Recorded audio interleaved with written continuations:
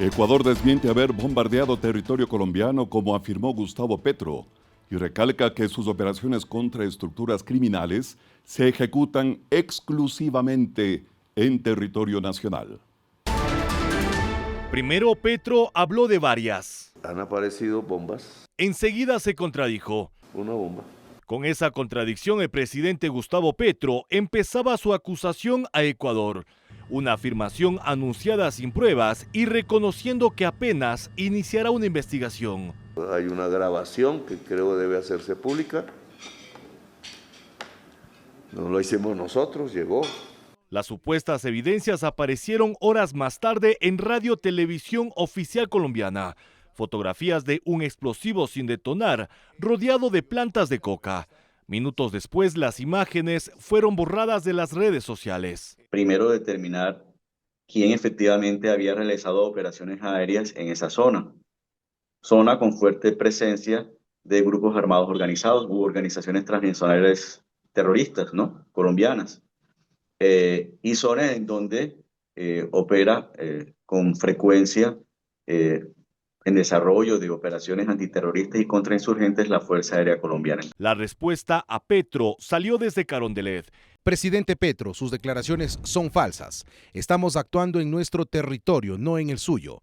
Nosotros no daremos un paso atrás, mientras en Colombia les dan espacio a la familia de Fito, que cruzan al país en pleno toque de queda nacional, coincidencialmente al mismo tiempo la ex candidata Luisa González. El Ministerio de Defensa se sumó a la respuesta. Las operaciones militares ejecutadas por las Fuerzas Armadas se desarrollan única y exclusivamente dentro del territorio ecuatoriano, de manera responsable y soberana. Nuestro combate está dirigido exclusivamente contra los grupos armados organizados, las economías ilícitas y el narcotráfico. La canciller Gabriela Sommerfield también reiteró que el país combate a grupos irregulares en su propia jurisdicción. El reclamo de Petro apela a la soberanía, una soberanía cuestionable en la propia frontera. En la vereda colombiana de Tayambí, frente al poblado ecuatoriano de Chical, es la bandera del Ejército de Liberación Nacional ELN la que flamea libremente y no la de Colombia. Colombia, a través de sus Fuerzas Armadas, modifica su versión sobre el presunto bombardeo y ahora señala que se trataría de un efecto rebote, según el comandante aeroespacial. Mientras tanto, Ecuador y Colombia acordaron conformar una comisión técnica binacional para verificar lo ocurrido en la frontera. En medio de la tensión, el Ministerio de Defensa de Ecuador confirmó una mesa bilateral. Autoridades de ambos países se reunieron para contrastar información y revisar lo ocurrido en la frontera. Se coordinó la conformación de una comisión técnica binacional para confirmar in situ. Inicialmente, autoridades colombianas señalaron que estaba a 200 metros de la frontera, pero luego ajustaron su versión asegurando que se encontraba a 100 metros del límite con Ecuador. Pero ahora las Fuerzas Armadas de Colombia dice que fue a pocos metros y que no sería un bombardeo, sino un efecto rebote causado por la física. Si no detona, entonces hay una posibilidad de algo que se llama rebote o ricochet. Ese es un término técnico del rebote de municiones. Aquí es probable, por eso les digo, estamos teorizando, es probable que el impacto en territorio ecuatoriano, cuando no estalla, continúa su trayectoria por pura física. Para ubicar lo ocurrido, la operación militar de las Fuerzas Armadas ejecutada el 3 de marzo se realizó en las afueras del cantón Cascales en Sucumbíos. El explosivo, en cambio, fue hallado en el municipio de Ipiales, en el departamento de Nariño, Colombia. En esa operación del 3 de marzo, Ecuador reportó la destrucción de la logística de los comandos de frontera.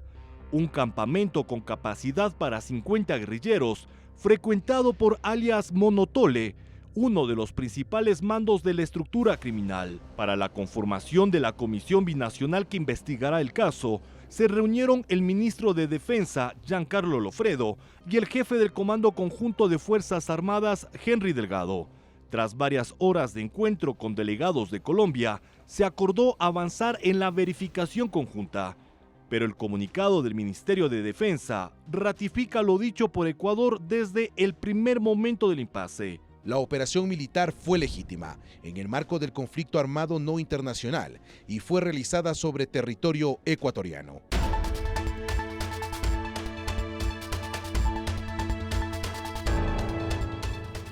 Durante el primer día de toque de queda en Durán, militares destruyeron la guarida de alias Bob Marley y desmantelaron una casa usada como escondite. Veamos las imágenes. Desde la aviación naval se desplegaron decenas de efectivos de las Fuerzas Armadas para dar cumplimiento al segundo día del toque de queda. En camionetas y tanquetas, los uniformados se movilizaron a diferentes puntos de Guayaquil, entre ellos el puente de la Unidad Nacional, donde solo quedó habilitado un carril para facilitar el trabajo de la fuerza pública y también para evitar algún intento de fuga. En este momento vamos a cerrar el puente de la Unidad Nacional. En el lado de Durán lo hará Fuerza Aérea y en el lado de Guayaquil lo haremos Fuerzas Armadas con Policía Nacional, el bloque de seguridad. Estamos realizando patrullajes, controles viales como este, controles fluviales y también estamos en sectores estratégicos como los puertos. La primera aprehensión ocurrió a los 5 minutos. El ciudadano no pudo justificar por qué circulaba durante la restricción y fue subido de inmediato a una patrulla en calidad de aprehendido.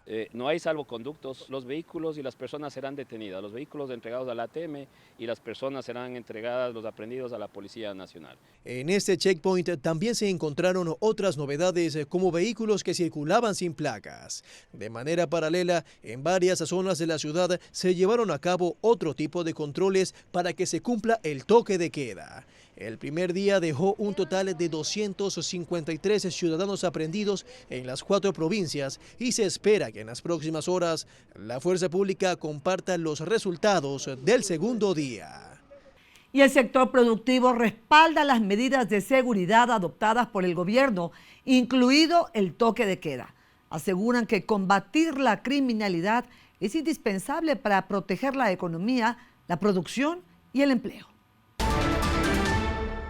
El sector exportador, uno de los motores de la economía ecuatoriana, reconoce que el toque de queda implica ajustes importantes en sus operaciones. En la pesca industrial, por ejemplo, ha obligado a reorganizar horarios y procesos que normalmente se realizan durante la noche. Las plantas, por ejemplo, empiezan a cocinar el pescado a las 2, 3 de la mañana. Ha habido que coordinar para que la gente se quede en las plantas. Cuando hay que mover pescado de un lado a otro, pues ya no se lo puede hacer en la noche, hay que hacerlo en el día. En el sector bananero, el transporte de insumos y empaques también ha tenido que modificarse para cumplir con las nuevas restricciones de movilidad. Normalmente los camiones viajan durante la madrugada con los cartones, van a las haciendas, empiezan a cargar. Con el toque de queda ya hay que comenzar a trabajar en la creatividad. Sin embargo, los gremios reconocen que enfrentar la inseguridad es hoy una prioridad nacional. La violencia, los robos y el crimen organizado también generan pérdidas económicas y afectan la competitividad del país. Una revisión que hicimos ya hace un par de años, 2 años y medio atrás, al sector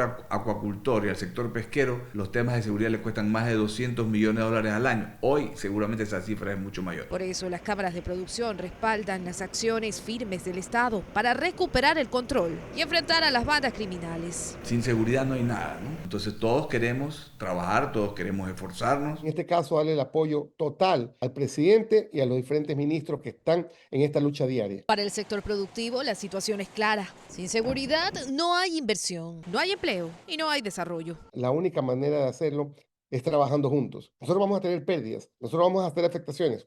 Ya, lo comprendemos, lo aceptamos y estamos pensando en el país. Por eso aseguran que hoy, más allá de las dificultades operativas, la prioridad del país debe ser recuperar la tranquilidad.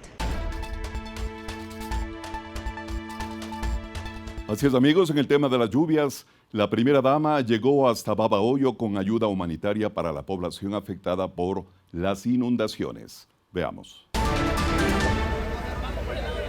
Tal y como lo había anunciado, la primera dama del Ecuador, Lavinia Balbonesi, llegó hasta Babahoyo con un convoy cargado de ayudas humanitarias para la población afectada por las fuertes inundaciones. Desde temprano llegaron los tanqueros cargados con agua y furgones con víveres, que posteriormente serían entregados a ciudadanos de diferentes sectores del cantón. Además, anunció que se realizarán almuerzos comunitarios y se donará kits de alimentos no perecibles en distintos centros de acopio de víveres.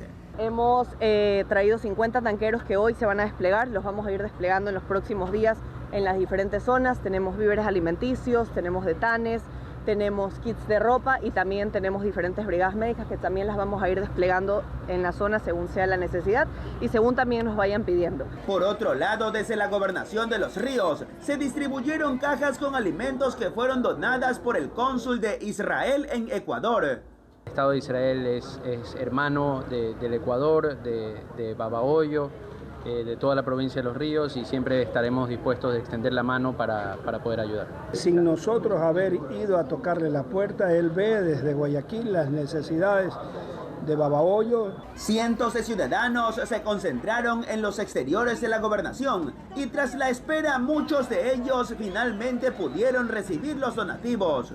Se agradece a Dios que es una ayuda para uno, pobre. No hay ni trabajo, yo estoy enferma. Adicionalmente, propietarios de restaurantes también llevan comida preparada a sectores vulnerables. Hace ya aproximadamente 2 días atrás, cuando estaba todo inundado, entregamos más de 100 kits de víveres, también entregamos más de 600 fundas de agua para el sector de lo que es el Salto, la Virginia, Barreiro, y pues hoy día nos sumamos a la iniciativa de muchos compañeros, colegas que también lo han hecho, entregar ya comida preparada. En la ciudad el nivel del agua va disminuyendo paulatinamente, sin embargo las inundaciones dejaron muchas pérdidas y ahora es cuando más necesitan la ayuda de todos.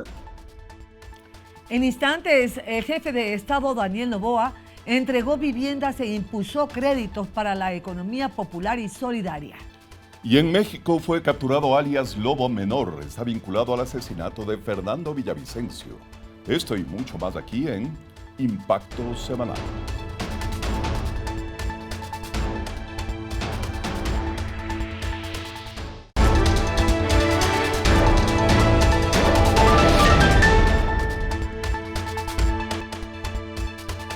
Y nos vamos a Cuenca, amigos, en donde el presidente Daniel Noboa entregó viviendas e impulsó créditos para la economía popular y solidaria. El eje central de la jornada fue la entrega de viviendas a familias cuencanas a través del programa Tu Casa Miti Miti, que facilita el acceso a la primera casa con créditos preferenciales. No hay nada que dé más justicia y dignidad que tener una casa propia, que tener algo que es suyo, que nadie se lo pueda quitar. Jonathan y Tatiana son beneficiarios. Fue un trámite ágil, fácil, pues dimos una entrada muy factible, por hablarlo así. Esta es una iniciativa muy buena para jóvenes como nosotros, para tener algo propio. Como parte de su agenda, el presidente Daniel Noboa también oficializó la entrega de más de $23 millones en créditos productivos para cooperativas de ahorro y crédito a escala nacional. Para que nuestros agricultores compren semillas y mejoren su producción, para que los comerciantes abastezcan su local y vendan más. Son recursos que apoyan a sus negocios. Vine a esta bellísima ciudad hace 5 años, me puse mi primer centro de pilates funcional y gracias al apoyo de la cooperativa pude crecer con mi segundo y con mi tercer gimnasio. Dando empleo a más de 15 personas directamente. Sus actividades en Cuenca este miércoles las cerró con la supervisión del distribuidor Monay IES, una obra esperada por más de una década. Es un distribuidor de tráfico que con más de $43 millones el gobierno nacional está dinamizando la economía en Cuenca, pero al mismo tiempo solucionando un problema que nadie lo ha solucionado en muchos años, que es la movilidad en la Cuenca Sogues. Uno de los hitos que tenemos es para este agosto de este año, del 2026, puede estar habilitado el primer paso elevado para que posteriormente se pueda construir el segundo. Mientras los carros ya van a transitar en el primer paso elevado en un sentido, en el otro sentido se van a seguir trabajando. El gobierno asegura que con cada una de estas intervenciones se busca dinamizar la economía y mejorar la calidad de vida de las familias.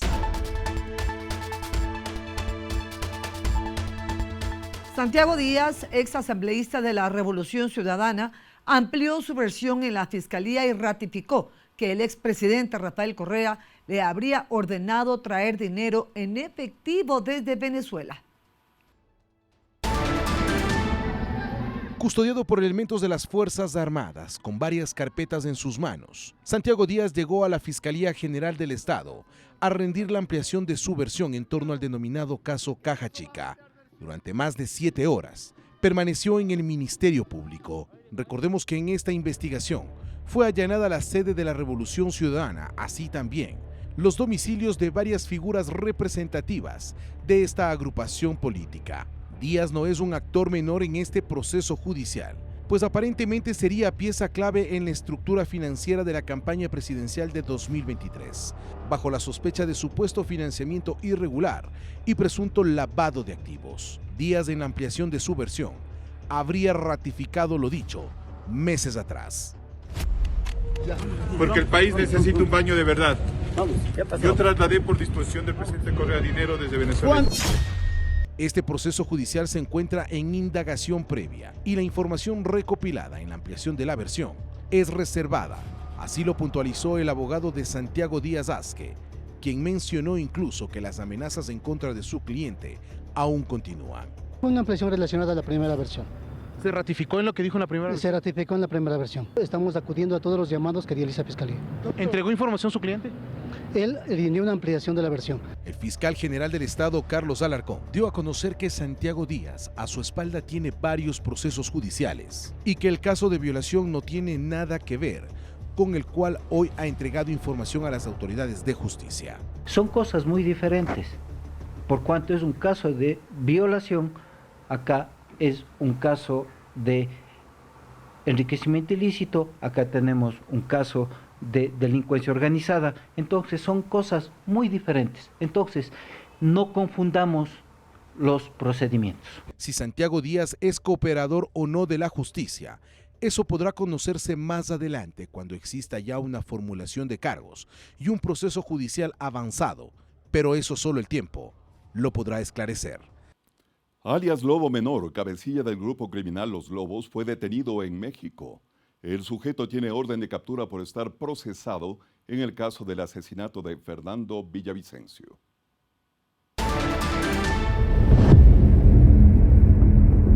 Un nuevo golpe en la investigación que busca identificar a los autores intelectuales del asesinato de Fernando Villavicencio, pues las autoridades confirmaron en México la captura de Esteban Aguilar Morales, alias Lobo Menor, uno de los cabecillas de la estructura criminal Los Lobos y señalado por las autoridades judiciales como presunto autor intelectual del asesinato del ex candidato presidencial.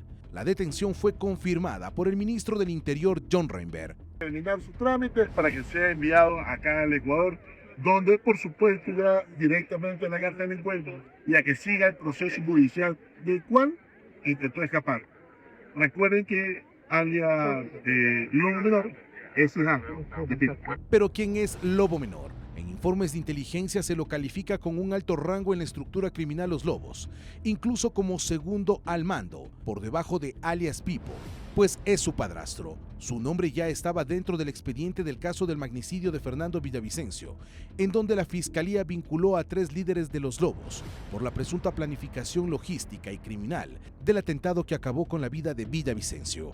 Rafael Correa lo ha señalado, hay que ocultar la verdad de este caso, hay que evitar que se procese al Lobo Menor, que el día de hoy lamentablemente, para mala suerte del ciudadano Rafael Correa, ha sido detenido, y esto generará un sinfín de información que será útil no solo para este proceso, a mi criterio personal servirá para muchas investigaciones más. La captura de Ángel Esteban Aguilar Morales, alias el Lobo Menor, mueve el tablero de la investigación en torno al asesinato de Fernando Villavicencio, pues su detención podría convertirse en una llave para seguir la ruta de las órdenes, el dinero y los autores intelectuales detrás del crimen del ex candidato presidencial.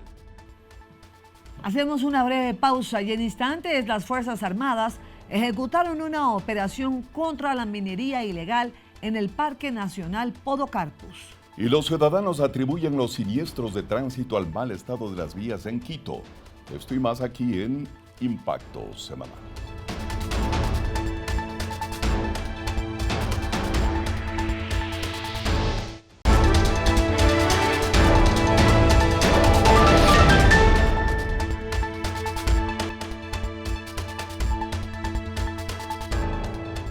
Las Fuerzas Armadas ejecutaron una operación contra la minería ilegal en el Parque Nacional Podocarpus.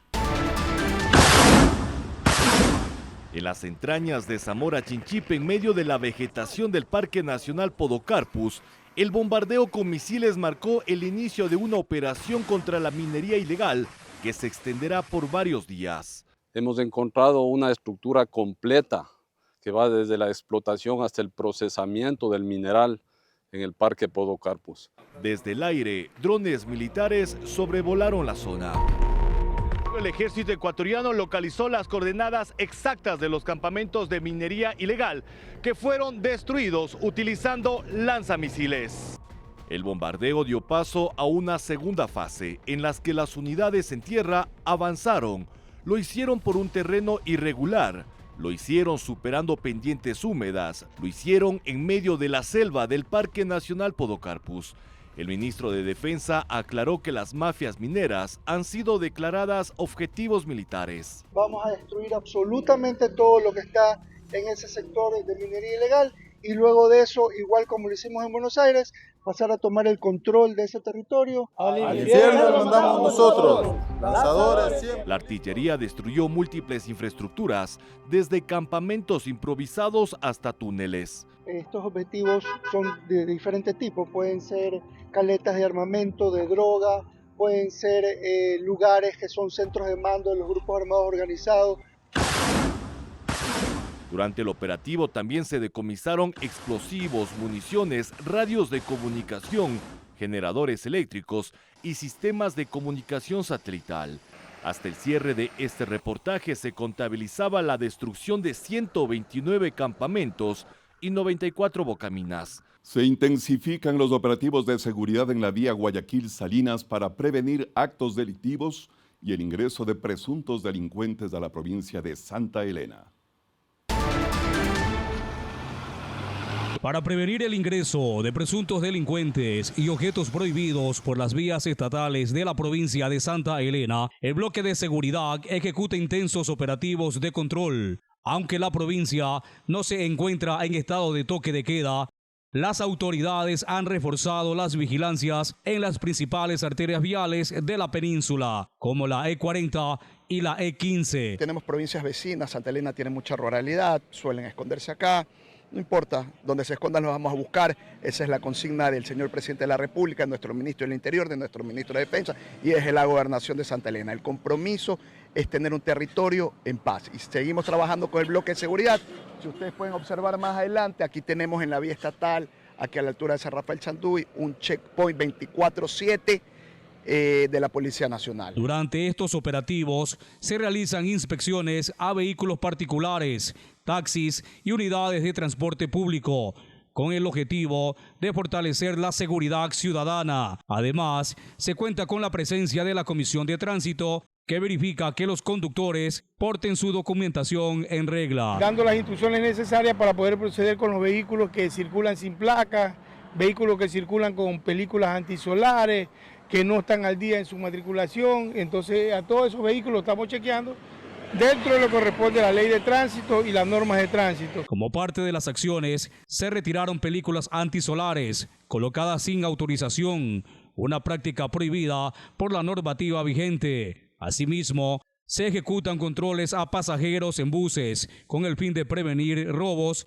y asaltos en el transporte público. Las autoridades han reiterado que estos operativos se mantendrán de manera permanente durante el día y la noche, como una estrategia para reforzar la seguridad en toda la provincia y evitar el ingreso de antisociales que intenten evadir controles establecidos en otras localidades, además del toque de queda en otras provincias.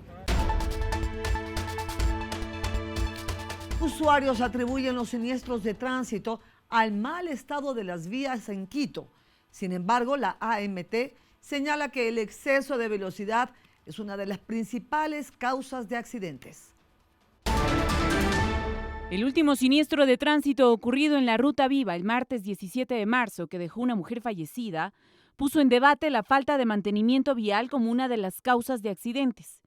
Se presume que uno de los vehículos involucrados chocó de frente contra otro porque intentó esquivar una grieta formada en la calzada.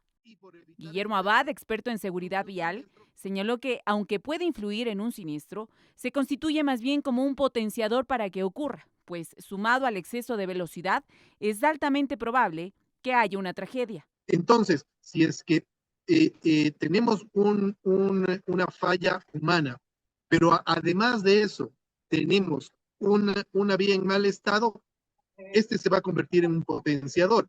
La Agencia Metropolitana de Tránsito mostró su preocupación por estos últimos casos, pero lo atribuyó principalmente al exceso de velocidad que han registrado los radares educativos y la impericia al conducir. Se han registrado velocidades mayores a 158 kilómetros por hora. Se registraron más de 440,000 vehículos que infringieron o estaban fuera del rango moderado de velocidad. De acuerdo con datos de la entidad, de enero a marzo de 2025 se reportaron 13 siniestros de tránsito solo en la Ruta Viva, dejando 9 personas heridas y 3 fallecidas. En el mismo periodo de 2026 ya se contabilizan 22 siniestros, con 15 heridos y 3 fallecidos. Lo que preocupa son las cifras en todo el Distrito Metropolitano de Quito. De enero a marzo de este año ya van 797 accidentes con 464 personas heridas y 58 fallecidos. Lo cierto es que incida directa o indirectamente en un siniestro de tránsito, la falta de mantenimiento vial preocupa a los conductores.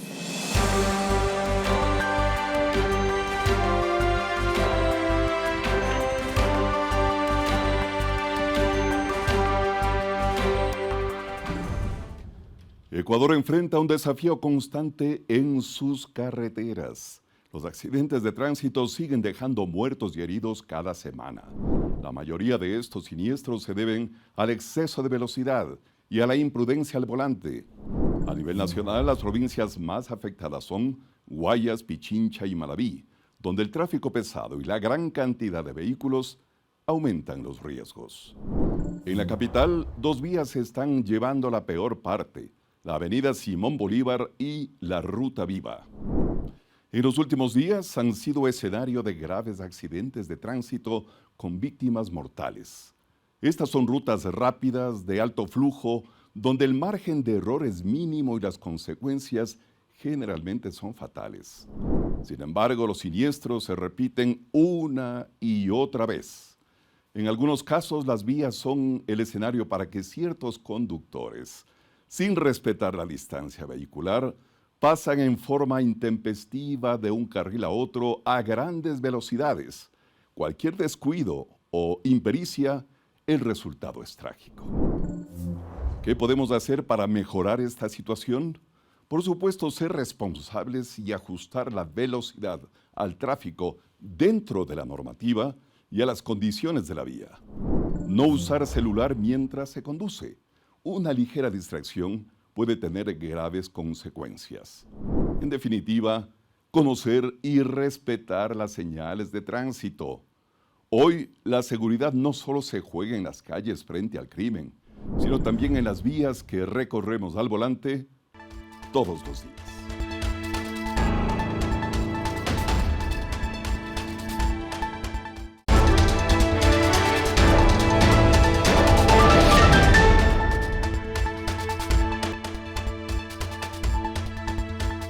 El bloque de seguridad destruyó guaridas utilizadas por grupos delictivos en la provincia de El Oro. Veamos.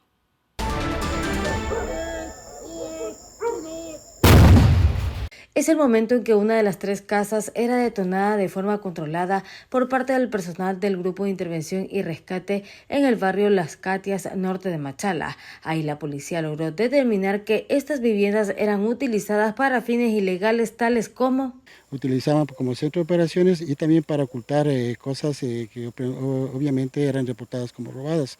Era un lugar de receptación de vehículos, de motocicletas y también de artefactos explosivos. El operativo, liderado por el personal de la Policía Judicial, permitió además verificar la existencia de más evidencia que estaba encaletada en un balde plástico.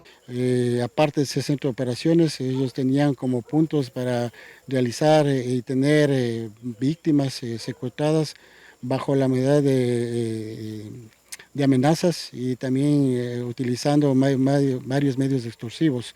Cabe indicar que con estos actos la Policía Nacional espera reducir el nivel delincuencial que existe en la provincia de El Oro. Sí, obviamente hay que tomar en cuenta algo muy importante aquí. La Policía Nacional continúa efectivamente dando un golpe duro a estas estructuras criminales. Esto creo que está empezando y creo que vamos por buenos resultados y vamos afianzando como Policía Nacional en nuestro compromiso firme en servir a la ciudadanía. Para finalizar, en el Cantón Guaquilla se logró el decomiso de 72 bombonas de gas de uso doméstico. En Santo Domingo de los Áchilas y Playas capturaron a 5 personas que estarían involucradas en un caso de extorsión. Tras varias semanas de trabajo investigativo sobre un caso de extorsión en la ciudad de Santo Domingo, la UNACE desplegó una redada policial donde logró capturar a 3 individuos.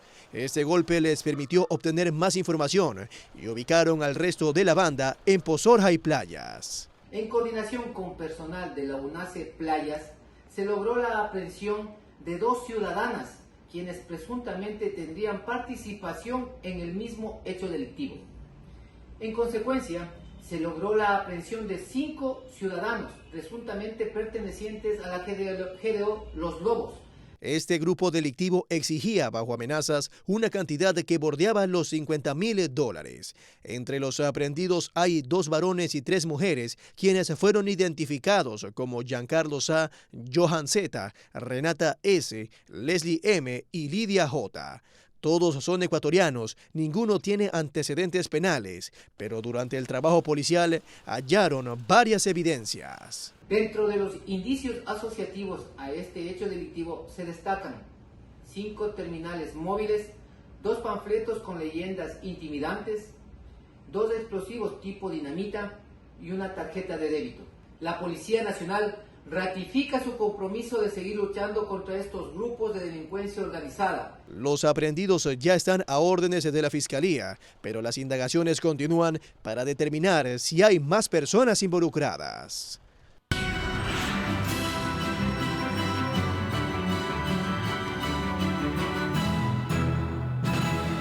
Irán bombardea refinerías en el Golfo Pérsico tras el asesinato de su ministro de Inteligencia.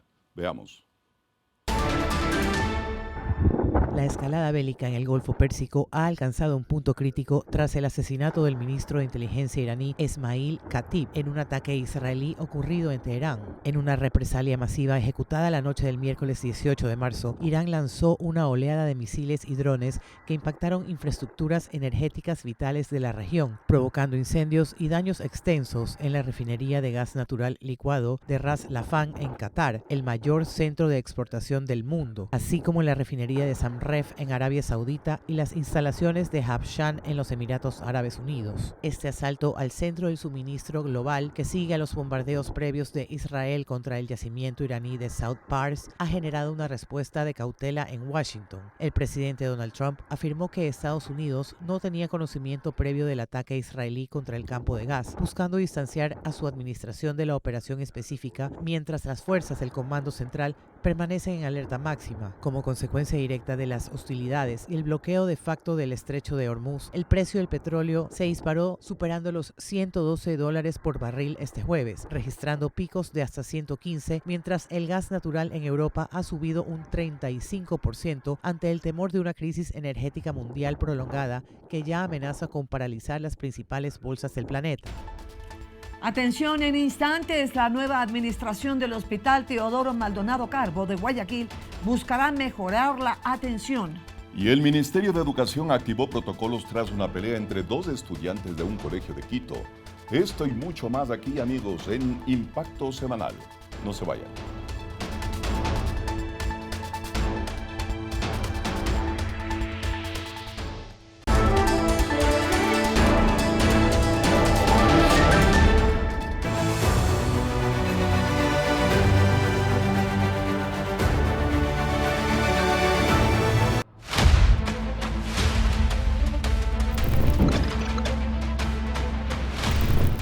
Me encuentro en el sector de La Carolina, en la Sergio Toral, en la ciudad de Guayaquil, y hoy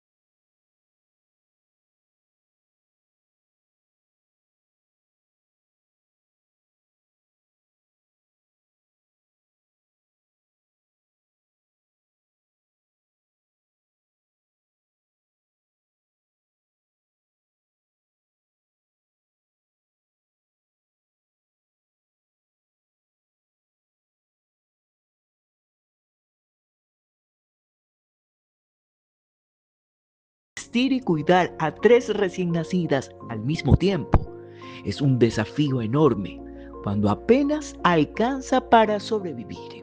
Bueno, yo quisiera decirle a las personas que me ayuden con mis niñas. Lo que más se utiliza son la leche, pañales. Un tarro de leche le dura 2 días. Sí, yo concurro a esas personas que me están viendo por este medio, que me den esa mano. Yo estoy segura que gente me puedan ayudar con cualquier granito de que ellos me ayuden, eso va a ser mucho para nuestras hijas. El padre trabaja como jornalero. Cada jornada significa comida en la mesa, pero ahora también significan latas de leche que se terminan en 2 días, mientras la madre, desvelada pero fuerte, divide su tiempo entre sus 3 pequeñas y Saúl, el hermano mayor. Toallas, pañales, tarros de leche, todo es importante para esta familia. Son 3 niñas que han llegado a este hogar y nos necesitan. Si usted desea contribuir, puede hacerlo a la cuenta de ahorros del Banco del Pichincha, número 2203 49 03 26.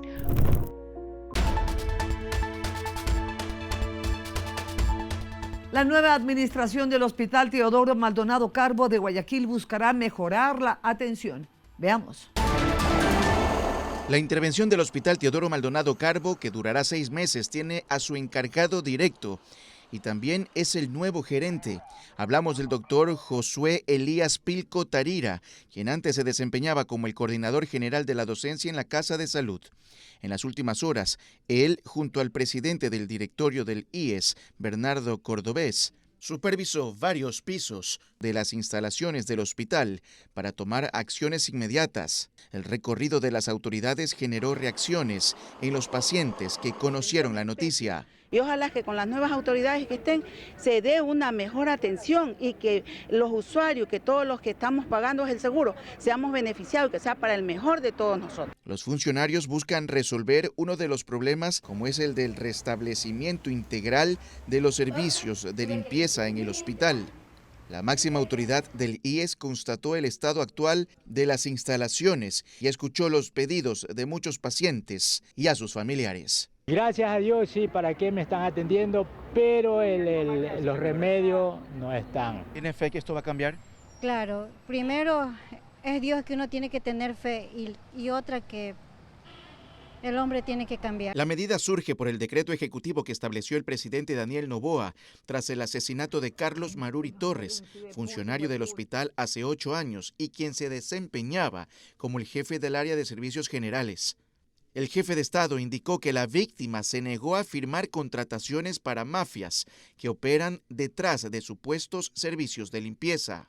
Actualmente, 19 áreas de la Casa de Salud están militarizadas. Nosotros vamos a actuar con contundencia en todos los sectores que son de responsabilidad de Fuerzas Armadas. El nuevo gerente e interventor se alista para emitir su primer informe a la Vicepresidencia de la República en las próximas horas. El Ministerio de Educación activó protocolos tras la pelea entre 2 estudiantes de un colegio del norte de la capital. Veamos. ¡Ay! 2 estudiantes de octavo de básica de un colegio del norte de Quito protagonizaron una nueva pelea en un parque cercano a la institución. Esto mientras sus compañeros grababan y reían durante la agresión. El Ministerio de Educación se encuentra en investigación del caso para determinar responsabilidades tanto de las autoridades del establecimiento educativo como de las menores involucradas en la riña. En el caso de evidenciarse cualquier tipo de omisión por parte de la autoridad de la institución educativa, docentes o miembros de la institución educativa, se iniciarán los procesos disciplinarios correspondientes. La supuesta agresora como la víctima reciben el acompañamiento que se requiere en estos incidentes. También se han adoptado medidas para evitar nuevos roces hasta que se tenga listo el informe que podría terminar con la expulsión definitiva de la menor que habría violentado a su compañera. Hemos emitido ya las medidas de protección correspondientes en favor tanto de la víctima en este caso y también se ha enviado a la no presencialidad a la estudiante presunta agresora. La psicóloga Sol Ríos señaló que estas riñas están siendo normalizadas por los estudiantes, por lo que cada vez son más frecuentes. Tenemos ya muy naturalizada la violencia, que la vemos como única vía de acción. No saben mucho cómo enfrentar estas situaciones desde otras formas, desde otros canales. A los jóvenes les está costando asimilar que cada comportamiento tiene una consecuencia. En un máximo de 30 días se conocerá la decisión del Ministerio de Educación respecto a este caso. Y con esta última nota que llama a la reflexión, no solamente a los planteles educativos, sino obviamente a los estudiantes y a los padres de familia. Algo está fallando y hay que solucionarlo. Con esto nos despedimos. Gracias. Les esperamos como siempre todos los sábados, amigos, a las 20 horas y los domingos a las 6 horas, aquí en Impacto Semanal. Buena suerte.